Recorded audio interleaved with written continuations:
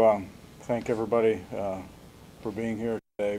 We have a short agenda, but I want to introduce Chief Martin and the Executive Director from the RTA, Rose, to come up and share an announcement about a new cooperative venture between the department and the RTA.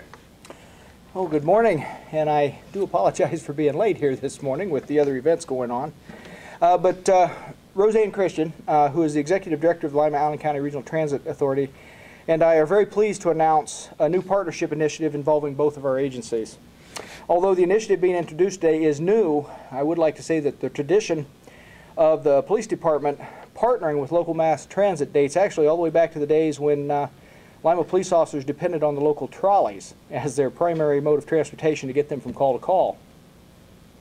Lima police officers now, though, will be regular passengers on RTA buses. The officers will be riding at irregular intervals, though, various routes, various times of day, various days of the week throughout the city of Lima. Additionally, we will have Lima Police Department Crime Prevention Specialist providing training for RTA employees. That training will include such topics as personal safety, passenger safety, observing and reporting suspicious activity, as well as just general crime prevention information. For their part, the Lima Allen County RTA will be adding bike racks to the front of their buses. By adding the bike racks, this will allow LPD officers to take advantage of our local mass transit system, getting them from one part of town to another, along with their police bikes and the other necessary equipment that they carry on those bikes. This program will benefit both the Lima Police Department and the Regional Transit Authority, but more importantly, I believe the ways that the residents of Lima will benefit. This will provide new opportunities for positive interaction between police officers and various other members of our community. And this positive interaction will lead to improved communications between the police and the community that we are sworn to serve. Also, the RTA's customers and employees will have a safer environment in which to travel and work. Officers will be afforded a different view while riding in RTA buses than when they're operating their police cruisers. This may allow officers to proactively observe crimes in progress that would otherwise go undetected. In other words, officers may have new opportunities to protect innocent citizens in our community while actually saving a little bit of money from the department's fuel budget. The hours spent by officers riding with the RTA, as well as the time spent by a crime prevention specialist providing training, will be countable as a local match for RTA operations, which will allow the RTA to better secure federal dollars that would otherwise be going to other communities, rather than being returned back here to our community where I believe they belong. Officers have already been riding with the RTA for a couple of weeks now, getting familiar with bus routes and the bus operations. But at this time, we would also like to invite all members of the media to travel with an LPD officer this coming Friday, March 2nd. This will allow the media representatives to have a first-hand look at what we're introducing today. And anyone wishing to go on that trip should be at the RTA Transfer Center, which is at 218 East High Street, sometime before the bus leaves the station on the South Main Street route at 10:20 a.m. And I will just add that this is the only time we're going to announce publicly which route the officers will be on, but we thought it might be important for the media to be able to come out and get a first-hand look at the opportunities it's going to create for officers to again, interact with citizens. The officers will be more approachable by the citizens, just the same as if they're on their bikes or when they're out walking. One of the things I've learned in my career is that people are less likely to stop a police officer and try to talk with them if they're in their cruiser. But when they're actually out of the car, again in this case riding on the bus, they're going to just be more approachable, and I believe that it will help to foster better communication and build better relationships with this community. And with that, I would also like to just, one last thing, say that this idea actually was the brainchild of Ms. Christian, and I wanted to really thank her for opening up this opportunity for us to be able to have a new partner in our attempts or efforts to help reduce crime and to reduce the fear of crime in this community. And with that, I am going to turn it over to Ms. Christian. Great. Thank you, Chief. And I just have a few words. Safety for our employees and our passengers is our highest focus. And what better way to accomplish that than with a partnership with the Lima Police Department? What grew out of a safety and security concerns for all is the opportunity to participate in a program in which the community would better be able to engage with our public servants of safety. In past times, officers on the beat would stop sometimes and visit on the porch for a few minutes.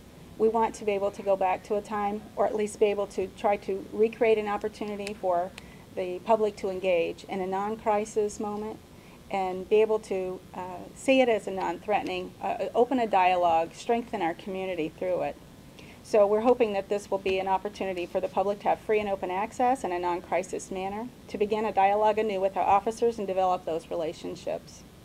Lima Allen County RTA is very pleased to be a part of this community effort, and we're very grateful for the Lima Police Department for responding to our concerns with such an initiative. Thank you. Would it be all right if we ask Cassie Barrows to come up here? Sure, Cassie. I'm kind of putting Cassie on the spot here. I don't think she was expecting this, but being that she's taking the lead on the training that will be provided. Good morning. We will be working with RTA for training, and it won't just be me teaching, but also other departments within the Lima Police Department will also be engaging in this training so that we can get the best information to their employees for safety and security. Thank you. Any particulars of what you'll be covering? Yes, we'll be. We're going to begin with personal safety for the operators and safety for their passengers. After that, we're going to be talking about robbery prevention. Drug identification will be one that we're going to discuss, as well as de-escalating situations that could arise. Okay. Thank you. Very good. Thank you. Just want to commend the RTA. They've been, the last 18 months, really expanding their offerings. Fixed route system has expanded, as well as hours of operation. And I think the partnering that Rose has instigated with a number of local agencies is really terrific. It's been able to not only expand the services to the community throughout the county, it's also resourcing it very creatively. So this match, when I heard the chief initially explain to me how their time, the officers' time, will actually help leverage additional dollars, what a great way to do that. Appreciate all of that. And Chief, I think having the officers on the buses really does accomplish all that you described. So it's a great new day. Thank you. Mary Monford is here with an announcement about a program. Good morning. Good morning. Thank you, Mayor. I'm here to talk about the 27th annual I Am My Sister's Keepers, I Am My Brother's Keeper annual weekend. This year will be held at Bradfield Community Center. We've had over 10,000 young people in the city of Lima come and to enjoy this event. We've had children that have came when they were younger, and now they come back and serve as mentors. And one of our special guests was a former participant, and she is now a lawyer in Atlanta. So she's flying in just to be one of our presenters.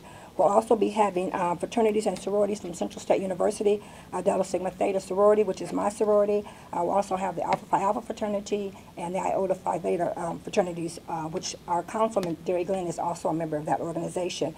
This year with the girls, we're going to do a quilting. Some of the young girls will be able to make a quilt. And a lot of our people do not realize that the importance of a quilt in the African American culture. During the slavery time, a quilt was put on a porch or even on a clothesline to let the slaves know who were running away to the north that that was a safe house, that they could find safety there in that house. We're also having our fashion show. We're having a Black History lesson for the girls. It's going to be on Lady Michelle Obama.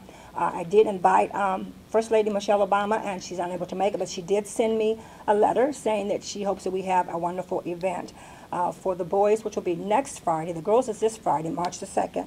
The boys is next Friday. They will have basketball skills. They'll have positive role model speakers. They'll have different mentors. We're having a group from the prison that will come out and do a real talk that you don't want to come to prison, and they'll talk about that aspect of it. So we need to get our young people especially our boys. We need to let them know that, you know what, prison is somewhere that you don't want to go. We'd rather to see you go to college. So we're really excited about this annual event, and we're back to Bradfield. The first time I took it community-wide was at Bradfield Center, so we're excited that Mr. Londell Smith has opened his doors to us and rolled out the red carpet, and we're excited. So we'll be there this Friday night. It costs $15 if you'd like to sponsor a child. We have never in the 27 years turned a child away. We've always found sponsors for this worthwhile event, and to sponsor a child costs $15. So if you're not doing anything on Friday, you want to come in and see what we're doing, you're more than welcome to do so. We'd be glad to have you. And Mayor, you may also sponsor a child if you like. Okay. Okay. Very good. Thank you very much. What, if folks that are interested, how do they make contact? Okay, they can contact Londell Smith at the Bradfield Community Center. Okay, or myself, Mary Monford. All right. Okay, thank you very good. much. Thank you, Mary.